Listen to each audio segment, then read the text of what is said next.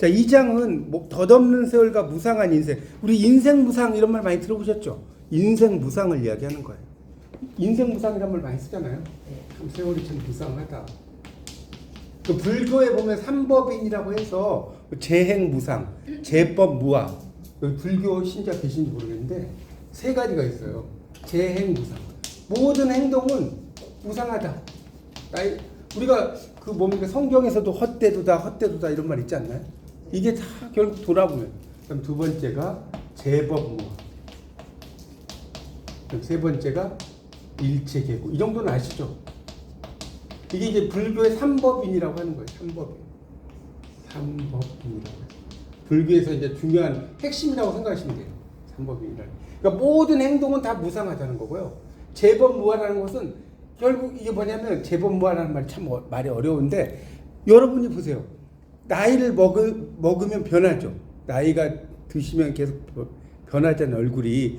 변해도 그 어렸을 때의 그 모습이 있었어요. 얼굴 속에. 있죠. 뭐 5살 때 얼굴하고 뭐 50살 때 얼굴하고 물론 주름은 있고는 하지만 기본적인 형태는 알 수 있지 않나요? 이해 가세요? 그런 게 재법무아예요. 그러니까 내가 계속 그냥 볼 때는 변하는 것 같지만 그 변함 속에 또 고정된 모습이 있다고 그런 이야기고요. 일체계고라는 것은 모든 것이 고통이라는 거예요. 인생의 모든 것이 다 고통이다. 이걸 이야기하는 게 그 불교의 삼법인이거든요. 참고로 알아두세요. 자, 어쨌든 자 미상으로 보세요. 일정 백년 산들. 그러니까 일정이라는 말 우리말로 분명히 이런 뜻이에요. 분명히 일정, 분명히 100년을 산들. 해석되시죠? 그러니까 예전에 뭐 어머니 100세까지 사세요 그랬더니 어머니가 만수무강하세요 100세까지. 그러니까 나 올해 101세인데 뭐 이런 CF 있었잖아요. 요즘은 뭐 100세가 김영석 교수님이 아시죠? 연세 이분이 105세인가 106세인가 그럴 거예요 아마. 그죠? 근데도 아주 뭐 강연하러 다니고 그러세요. 그래서 앞으로는 120세까지 간다고 그러더라고요. 앞으로는 100세까지. 혼자만 그러신 거 아니에요? 우리 엄마 아빠가 다 일찍 돌아가서. 아니, 그러니까 그게 다 그렇다는 건 아닌데 네. 이제 앞으로는 의료 시설이 좀 발달해서 120세까지 간대 진짜. 특히 요즘 태어난 애들은 죽고 싶어도 못 죽고 140세까지 산다는 말이 있어요. 요즘 태어난 애들은. 정말 대단하죠. 아니, 진짜로 이거 요즘 태어난 아들은 그렇대요. 애들은. 앞으로 암세포 이런 것도 다 치료가 되니까. 어쨌든 여담이고 일정 분명히 100년을 산들 100년이 기 엄매라. 그 얼마인가 써놓으세요. 그 얼마인가. 여러분 100년 살아봤자 며칠이에요? 36,500일이죠. 여러분 100년이 긴 게 아니에요. 36,500일이라니까. 지구의 나이가 몇 년이에요? 45억 년. 45억 년에 비하면 100년이 진짜 그 부싯돌 불빛 같은 찰나에 이 몸 맡기고 있을 뿐인데 그 누구죠? 백거이가 그런 이야기 썼잖아요. 와우각상 쟁하사 석화 광중 기차신. 인생이 뭐냐? 부싯돌 불빛 같은 찰나에 내 몸 맡기고 있는 게 인생이라. 멋있지 않아요? 인생 그거라는 거예요. 그래서 자 그다음 질병 우한. 그 한자가 질병 우한 덜고 나니. 질병과 우환을 덜고 나니 남는 날 아주 적의. 이거는 뭐냐면 아주 적어. 남는 날이 아주 적다. 여러분 보세요. 100세를 내가 산다고 칩시다. 질병 우환 빼면 몇 세 살 것 같아요? 이건 뭐 정확히는 모르겠지만 한 70세? 뭐 사람에 따라 다르겠죠. 이렇게 산다는 거예요. 잠자는 거 빼고. 뭐 이것저것 빼고 나면 남는 게 없다는 거예요. 그렇죠? 아주 적어서 두어라. 비백세 인생이 아니 놀고 어일이. 100세 인생이 아니니까 아니 놀고 뭐 다 어이하리. 어일이라는 건 요즘 말로 어이하리. 이해가시죠? 그러니까 여기서 아니 놀고를 여러분이 헷갈리시는 게 아니면 안 되는 게 아니 놀고 그러니까 놀아야 된다 이런 뜻이 아니에요. 여기서 이 놀다는 의미는 노세 젊어서 노세 그런 의미의 놀다는 게 아니라 여러분 호이징하라는 그 사회학자가 있었죠. 호의진가. 예, 뭐 이거 호이징가라고도 하고 어떤 책에 호이징가라고도 하고 그래요. 호이징가라고 하는데 이 사람이 호모 루덴스를 이야기했죠. 들어보셨어요? 안 들어봤어요? 이 호모 루덴스가 뭐냐면 유의적 인간이라는 뜻이에요. 유의적 인간. 그러니까 유의적 인간이라고 하는데 이 유의적 인간이라고 하는 것은 꼭 막 이렇게 논다는 의미만 있는 건 아니에요. 유의라고 하는 것은 인간은 여러 가지 현실에 어떻게 보면 유의적 인간의 의미는 여러분 카르페 디엠이라는 말 들어보셨죠? 현실에 충실하라 이런 의미로 가지고 이해하시면 카르페 디엠이 그 데드 포이 소사이어티라고 해서 죽은 시인의 사회라는 영화 되게 명작이거든요. 거기에 나오거든요. 카르페 디엠이라는 거. 지금 뭐 시즈 더 데이란 말을 쓰는데 영어로 오늘 잡아라 이런 말을 쓰는데 현실에 충실하라. 그러니까 현실에 그때그때 충실하라 이걸 아니 놀고를 맨날 놀아라는 뜻이 아닙니다. 오해하시면 안 돼요. 그러니까 현재를 충실히 삶으로써 무상한 삶에 대응하라. 거기다 써놓으세요. 현재를 충실히 삶으로써 무상한 삶에 대응하라. 멋있는 말이죠. 그러니까 인생이 그러니까 여러분 생각해보세요. 재밌는 게 지금 이 글을 쓸 시기에 뭐 덧없는 생활 이렇게 나왔잖아요. 옛날에 이때 기껏 해야 수명이 40세면 엄청 많이 산 거예요. 맞죠? 그렇지 않나요? 옛날 왕들의 수명이 40세였어요. 평균. 물론 이제 영조나 이런 분은 뭐 장수왕 같은 경우는 아주 독특하게 80을 넘으셨는데 일반적으로 왕 수명을 더해보면 40세래요. 40세. 선사시대의 인간 수명이 몇 세인 줄 아세요? 선사시대? 18세.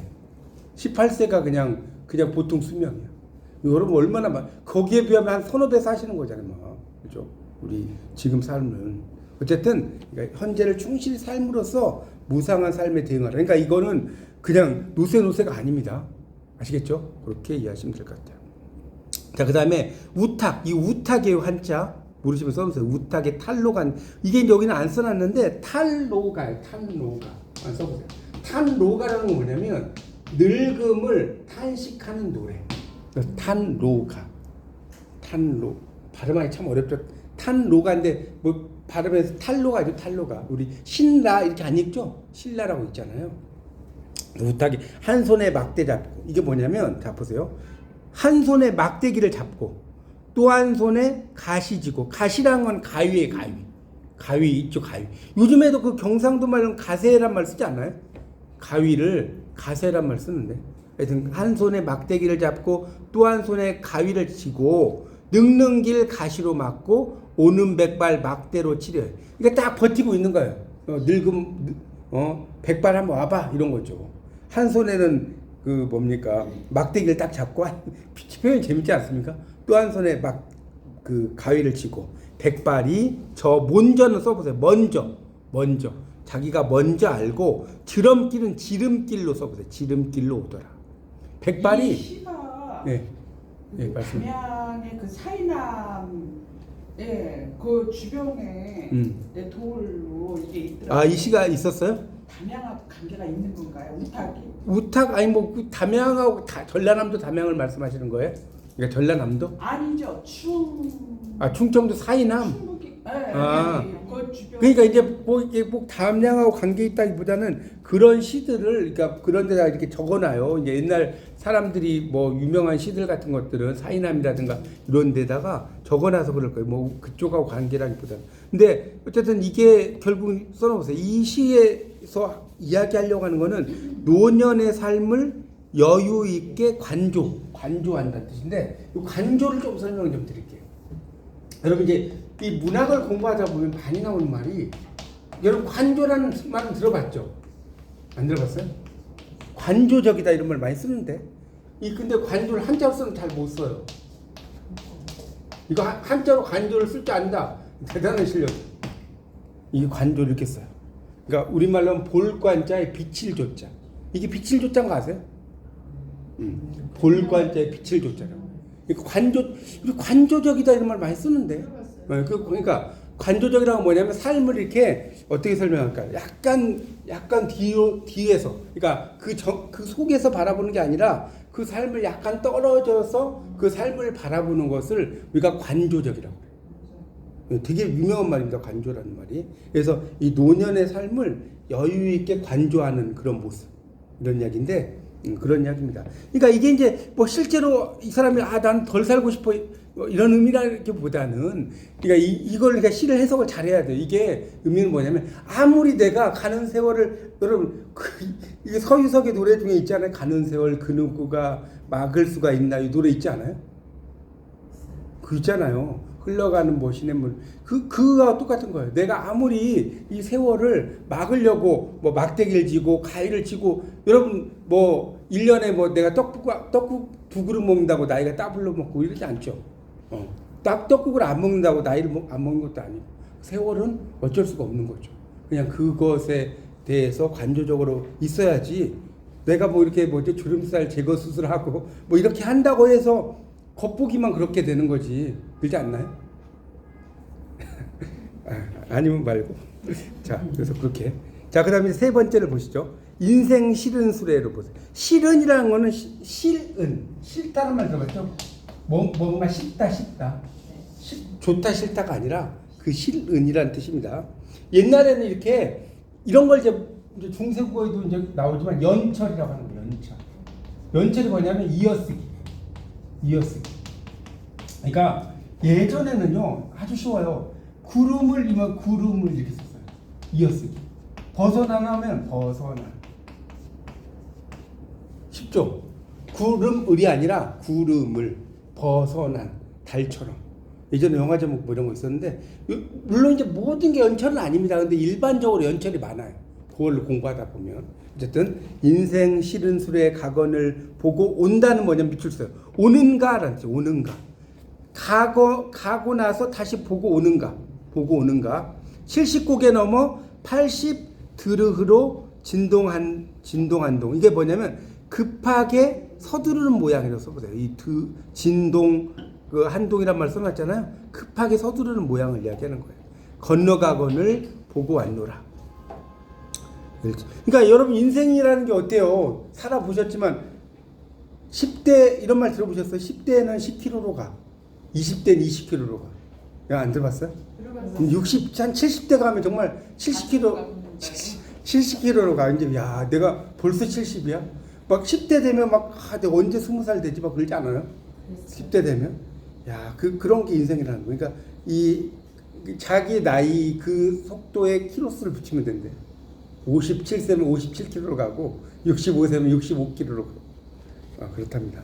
어쨌든 그래서 건너가건을 보고 왔노라. 다 가기는 가더라마는 소년행락을 못내 닐라 하노라. 이 소년행락은 뭐냐면요. 이게 고전문학에 되게 잘 나오는 말인데요. 이것 좀 써놓으세요. 소년행락은 뭐냐면 어렸을 때의 즐거웠던 추억들. 이걸 소년행락이라고 해요.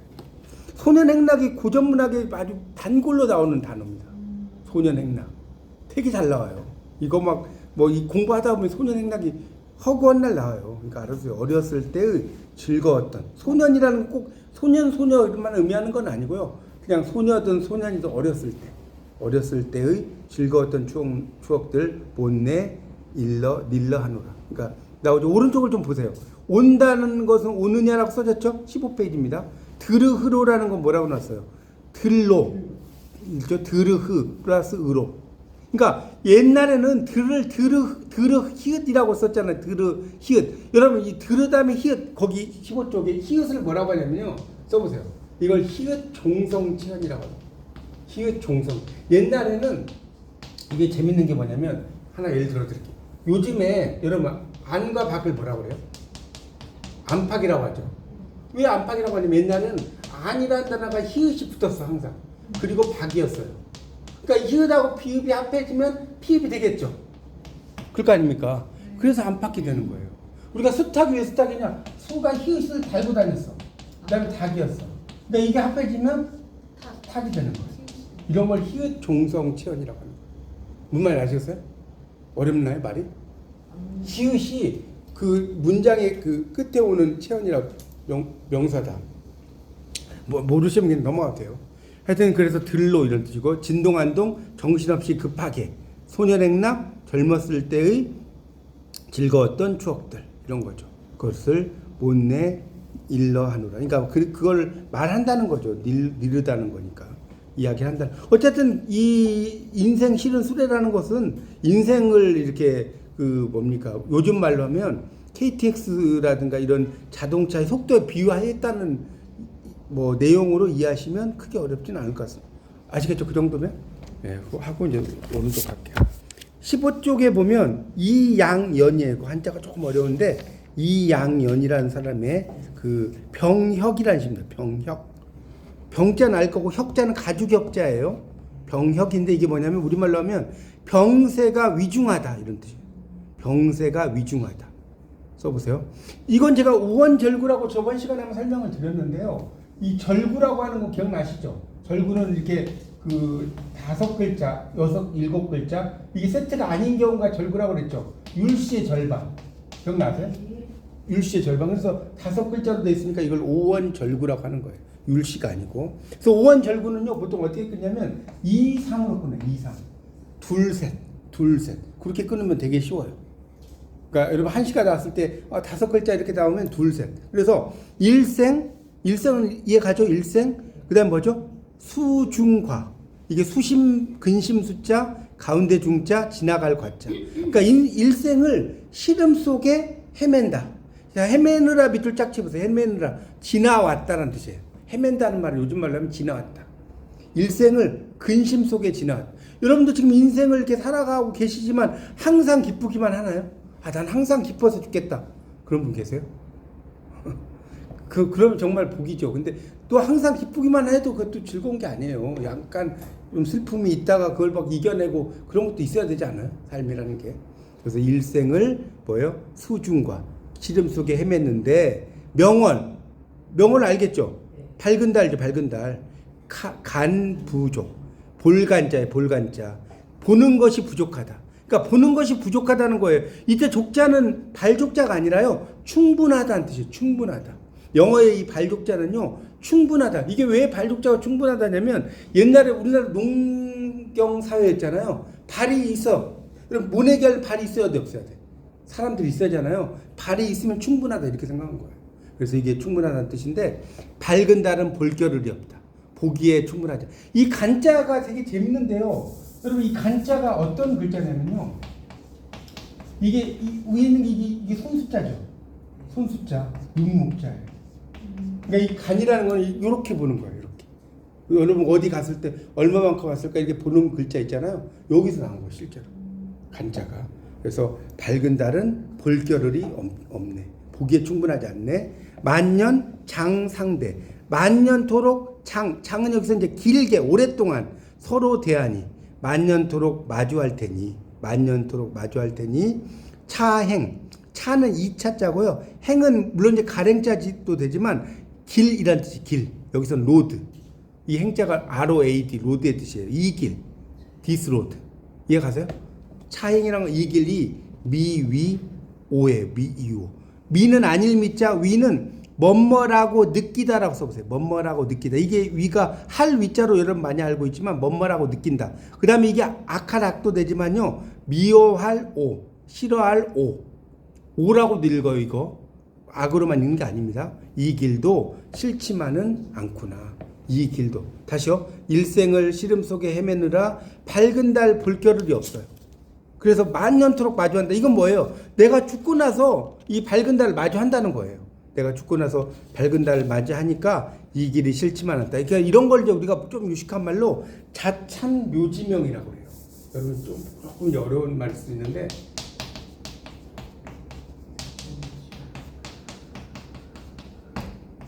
그러니까 스스로 자자고 이 찬이라고 하는 건 이제 준비한다는 뜻이거든요. 준비한다. 스스로 그러니까 이게 뭔 소리냐면 내가 살아 있어. 내가 살아 있는데 아직 안 죽었어요. 내가 죽고 난 이후의 세계를 쓰는 글 이걸 자찬 묘지명이라고 그래요. 아시겠어요? 내가 현재 살아 있는데 내가 앞으로 뭐 얼마 있으면 죽을 거 아닙니까? 죽고 난 이후에 대해서 쓴 글이라고 생각하시면 돼요. 이런 걸 이제 자만시라고 돼요. 자만시. 자만시란 말. 저도 이게 대학원 공부할 때 이 자만시란 말 많이 들었어요. 저희 지도 교수님이 이쪽에 전문가셔가지고. 자만시인데 요 만자가 끌만자 또는 애도할 만자예요. 왜 끌만자냐면 여러분 생각하세요. 사람이 돌아가시면 수레라든가 이런 거 상여 끌어요 안 끌어요? 끌잖아요. 요즘은 뭐 이제 장례 이렇게 하지만 옛날엔 끌고 가잖아요. 그런 데 나왔다는 거예요. 그래서 자만시라고 하는데 스스로 자기가 죽진 않았는데 죽음 이후의 세계를 다루는 그런 걸 뭐라고 한다고요? 자찬 묘지명. 그 정도만 이해하시면 됩니다. 자찬 묘지명까지 뭐 한자 쓸 필요는 없을 것 같습니다. 지금 이제 그 덧없는 세월과 무상한 인생에서 네 편에 이제 그 시조 세 편 맞죠? 시조 세 편, 그다음에 한 편에 한시를 이렇게 봤습니다. 네 편을 쭉 봤어요. 예, 질문 말씀하세요. 이거 공부를 하면서 예. 감상도 하긴 하는데 예.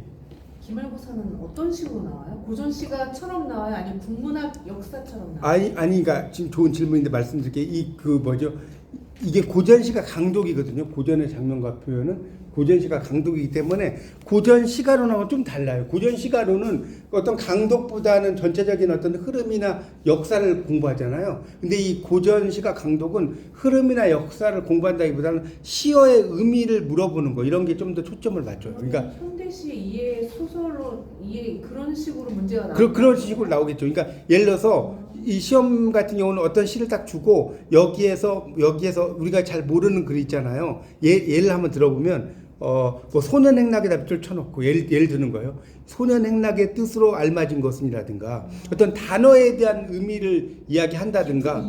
그렇죠. 이 작품은 그러니까 그렇죠. 또는 이제 이 작품의 시대적 배경도 좀 나오겠죠. 예를 들어서 다음 중 예를 들면 또 하나는 덧없는 세월과 무상한 인생에 대해서 이야기한 작품을 찾아라 라든가 또는 다음 중 이제 홍랑에 아까 멤버들 뭐 이야기했잖아요. 홍랑에 이렇게 작품을 밑줄 써놓고 이 시는 누구의 작품인가? 1번 멤버들 가래 걷고 보내노라 님의 손대가며 1번 매창, 2번 홍랑, 뭐 3번 항진이, 4번 뭐 홍길동 하면 그건 아니겠지. 현대시 이해 같은 그런 식으로 나오는 거예요. 예. 이게 강독 문제이기 때문에 이 작품이 고전시가 강독이에요. 근데 이름을 고전시가 강독이라고 하면 사람들이 되게 딱딱하게 생각하잖아요. 그러니까 고전의 장면과 표현으로 바꾼 거예요. 그렇게 이해하시죠. 작품을 다 숙지하지 않으면 문제 풀 수가 없을 것 같아요. 그렇죠. 그러니까 작품을 근데 뭐 하나하나 다 숙지하는 건 아니에요. 아니 근데 뭐 하나하나를 뭐 하기보다는 하여튼 쭉 내용들을 의미를 따져가면서 보면 뭐 그렇게 어렵진 않아요. 그냥 고전이라고 하는 걸 쭉 읽어보니까 고전을 공부할 때는 이걸 내가 어떻게 이렇게 생각하지 말고 그 작품 속에 내가 이렇게 같이 빠져 들어간다고 생각하시면서 읽으면 고전 또 공부하는 또 재미가 있습니다. 고전이라는 것에. 아니 공부 잘하시면서 그렇게 이제 가면 됩니다. 그렇게 하시면 되겠고 아직 좀 시간이 있죠.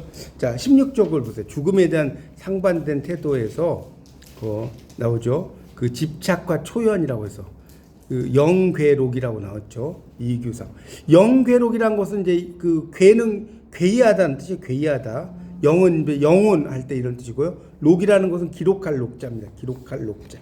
기록할 록 이렇게 이제 써놓으세요.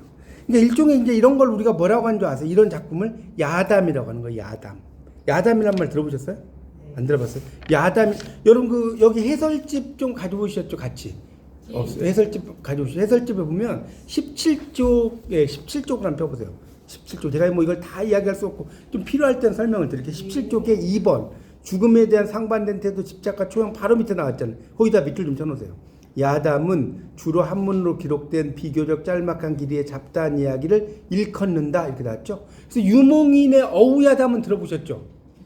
그 어우야담이 대표적인 유몽인의 그 야담 작품이에요. 이 야담이 되게 재밌어요. 공부해 보면.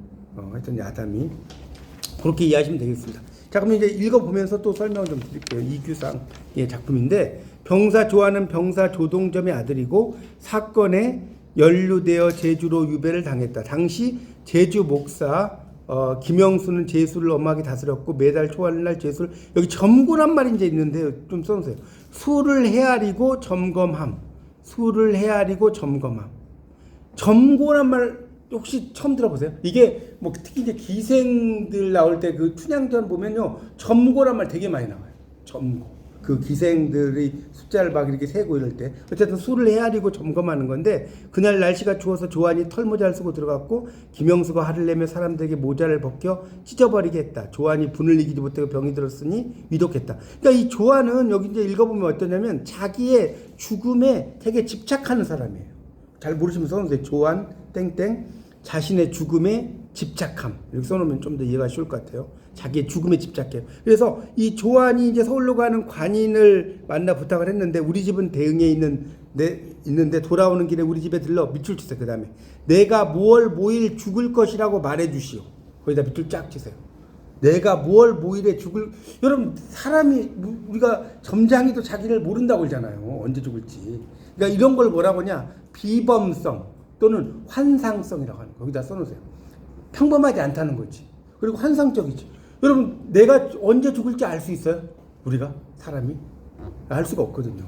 그래서 관인은 웃어넘기고 믿지 않았다. 이윽고 그 관인이 서울에 돌아오다가 대흥 근처에 주막에 쉬고 있었는데 이제 꿈에 누가 나타나? 조안이 나타나서 이제 이야기하죠. 곧 죽을 거다. 그대가 우리 집에 가서 알려주지 않겠는가? 관인은 놀라 잠에서 깬 뒤에 조안의 집에 가서 제주를 떠나올 때의 말과 꿈 이야기를 했다.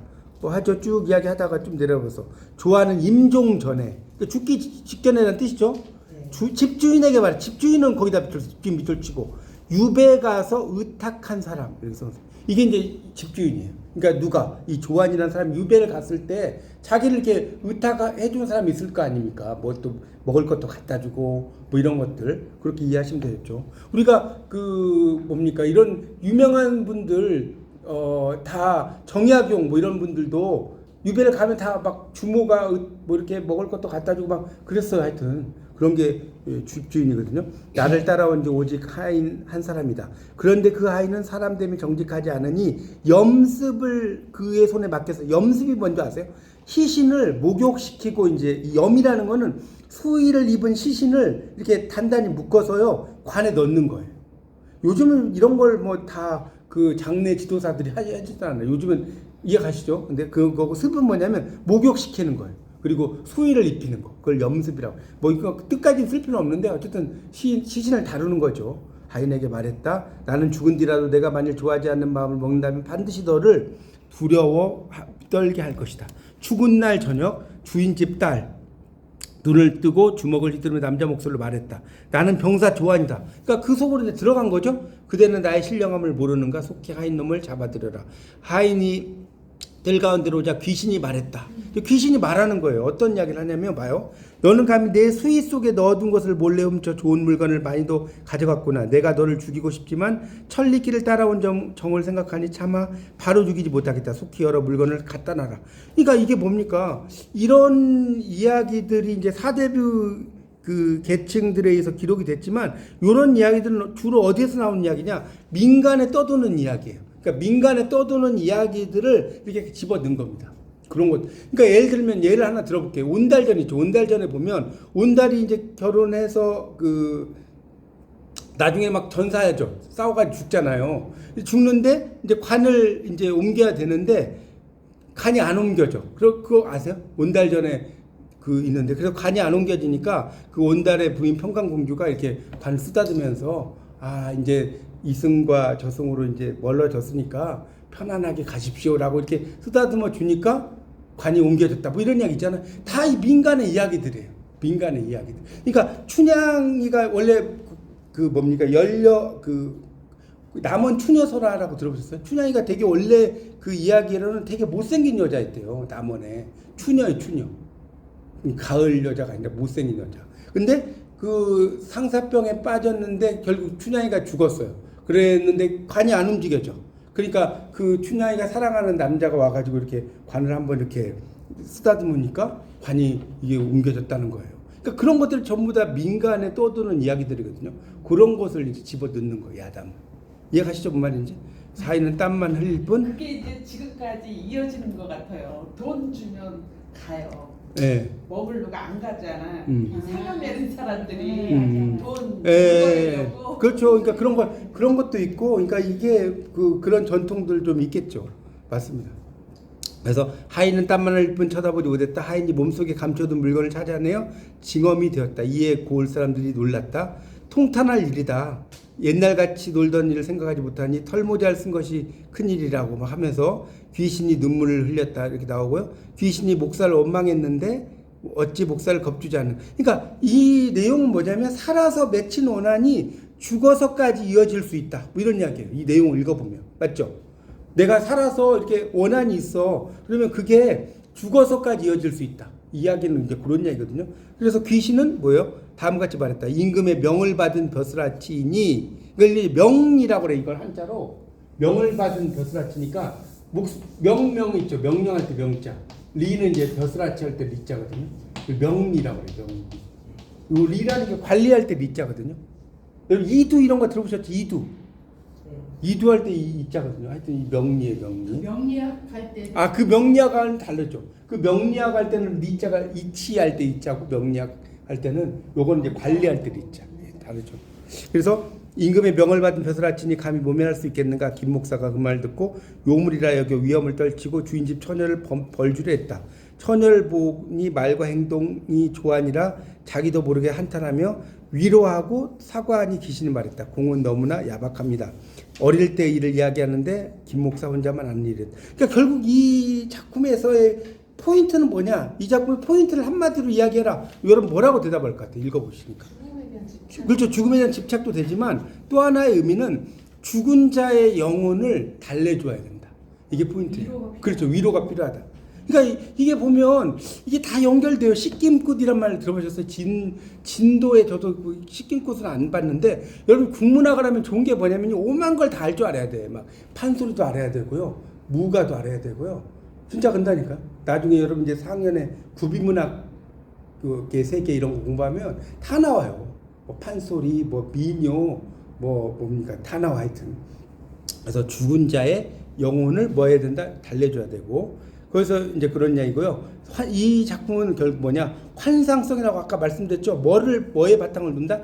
민간에서 떠도는 이야기. 이런 것들이 이제 주로 많이 나옵니다. 야담들이 많아요. 그러니까 이게 재밌는 게 뭐냐면 여러분 이제 그 이야기 좀 더 하면 셰익스피어 아시죠? 영문학의 유명한 셰익스피어, 로미오와 줄리엣 이런 걸 쓴 셰익스피어인데 이 셰익스피어도 그 작품을 쓸 때요. 다 자기가 쓴 게 아니고요. 민간에 떠도는 이야기들 다 모아가지고 쓴 거예요. 로미오와 줄리엣 이것도 원래 민간에 있는 이야기였어요. 셰익스피어가 만든 게 아니에요. 거기다 살을 붙인 거지. 무슨 말 아세요? 햄릿도 덴마크 황제잖아요. 덴마크에 있는 이야기예요. 그런 것을 가지고 살을 만든 거지. 이 창작극이 아니라 창작 작품이 아니라 이거죠. 개념 아시겠죠? 그러니까 이 마찬가지로 이 작품 야담이라고 하는 것도 짤막한 길이의 잡다한 이야기죠. 그렇지만 그러니까 이 이야기는 그런 역사적 사건하고 일화 이런 것들을 잘 윤색을 해서 만든 이야기다. 요 정도로 이해하시면 될 것 같습니다. 그러니까 죽음에 대한 그 태도, 집착, 초연 뭐 이렇게 써놨지만 결국은 이 작품은 이제 그런 내용으로 읽어보시면 되고 하여튼 여러분이 이 책에 뭐 이제 해설 부분이 있으니까요. 여기를 쭉 공부하신 다음에 해설은 그러니까 여러분이 시험 공부하실 때는 해설이 나오진 않아요. 제가 강조하지만 이 강독이라고 하는 것은요. 이 작품의 뜻을 물어보는 문제가 그러니까 오히려 되게 쉬워요. 강독이 작품의 뜻을 이렇게 이 글자의 뜻이 뭔가 뭐 의미가 뭔가 이런 걸 물어보는 것들이 한자가 많이 나와요. 한자들이 뭐 많이 나온다고 할 수는 한자의 뜻을 물어보는 건 좀 나오겠죠. 한자의 뜻 같은 거. 그런 걸 좀 물어보는 거는 좀 나올 수가 있습니다. 조금 쉬었다 하죠. 지금. 예.